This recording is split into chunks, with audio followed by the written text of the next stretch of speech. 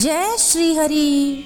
क्या सचमुच सिर्फ एक रात भगवान की कथा सुन लेने से एक पापी शिकारी राजा बन सकता है? क्या एक वृक्ष की पूजा मृत्यु के बाद भी आपकी रक्षा कर सकती है?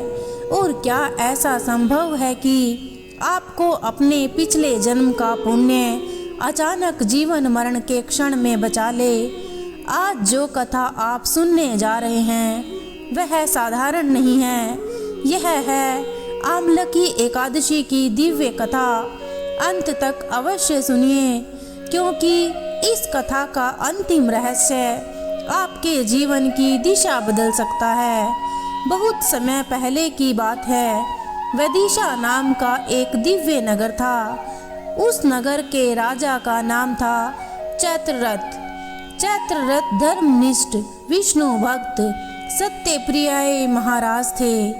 उनके राज्य में चोरी नहीं होती थी, असत्य नहीं बोला जाता था, हर घर में भगवान का नाम गूंजता था। लेकिन उस नगर की सबसे बड़ी विशेषता क्या थी? हर एकादशी पूरा नगर उपवास रखता था, कोई अपवाद नहीं। और जब फाल्गुन शुक्ल पक्ष की एकादशी आती तो वह दिन बन जाता आमलकी एकादशी। नगर के मध्य में एक विशाल आंवले का वृक्ष था। शास्त्रों में कहा गया है, उसकी जड़ों में ब्रह्मा, तने में विष्णु और शीर्ष में शिव का वास है। उस दिन पूरा नगर उस वृक्ष के नीचे एकत्र हुआ। दीप जले, घंटियां बजी, शंखनाद हुआ। राजा स्वयं भूमि पर बैठे। पूरी रात भजन हुआ, ओम नमो भगवते वासुदेवाय। लेकिन उसी रात एक व्यक्ति नगर की सीमा में प्रवेश करता है।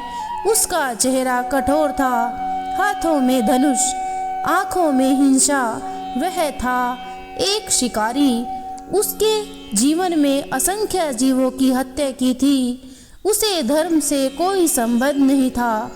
वह भूखा था, नगर में भोजन खोजने आया। लेकिन उस दिन पूरा नगर व्रत में था। उसे कहीं अन्न नहीं मिला। थक गया और थक कर वह मंदिर के पास बैठ गया। और अनजाने में उसके कानों में कथा पड़ने लगी। वह उठना चाहता था, पर कुछ उसे रोक रहा था। भजन की ध्वनि, मंत्रों की शक्ति, वातावरण की पवित्रता। वह वहीं बैठा रहा।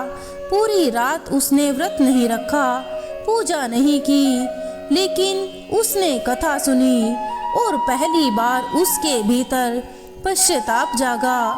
कुछ समय बाद उसकी मृत्यु हो गई। यमदूत आए, उनके हाथ में पाश था। उन्होंने कहा, यह पापी है। तभी आकाश में दिव्य प्रकाश फैला।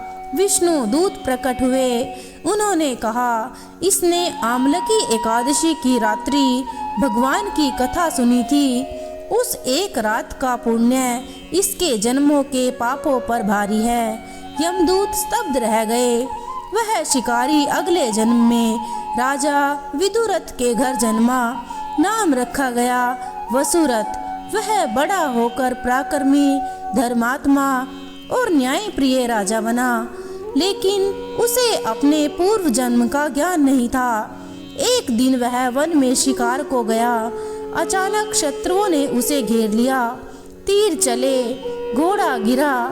राजा घायल होकर भूमि पर गिर पड़ा, अचेत, निसहाय। उसी क्षण एक दिव्य स्त्री प्रकट हुई। उसके हाथ में सुदर्शन चक्र था, आंखों में अग्नि समान तेज। उसने सभी शत्रुओं का संहार कर दिया। जब राजा को होश आया, वह कांप उठा। आप कौन हैं? देवी मुस्कुराई। देवी बोली, मैं आमलकी एकादशी का पुण्य हूँ। पिछले जन्म में तुम शिकारी थे, लेकिन एक रात कथा सुनने का फल आज तुम्हारी रक्षा कर गया। राजा की आंखों से आंसू बह निकले। भगवान कर्मों का हिसाब रखते हैं, लेकिन भक्ति उस हिसाब को बदल देती है। एक क्षण का सच्चा पश्चाताप जीवन की दिशा बदल सकता है। एक कथा, एक जागरण, एक नाम स्मरण भाग्य को पुनर्लिखित कर सकता है। जो व्यक्ति इस दिन व्रत रखता है, आंवले के वृक्ष की पूजा करता है, भगवान विष्णु का नाम लेता है और कथा सुनता है, उसे सहस्त्र गोदान का फल मिलता है। दरिद्रता मिटती है, भय समाप्त हो जाता है, पूर्व जन्म के पाप भी नष्ट हो जाते हैं। यदि एक पापी शिकारी केवल कथा सुनने से राजा बन सकता है, तो सोचिए यदि आप श्रद्धा से व्रत रखें तो आपके जीवन में क्या परिवर्तन हो सकता है। अगली आंवले की एकादशी पर आंवले के वृक्ष को प्रणाम कीजिए, भगवान का नाम लीजिए और यह कथा अवश्य सुनिए। प्रेम से कहिए ओम नमो भगवते वासुदेवाय। जय श्री हरि।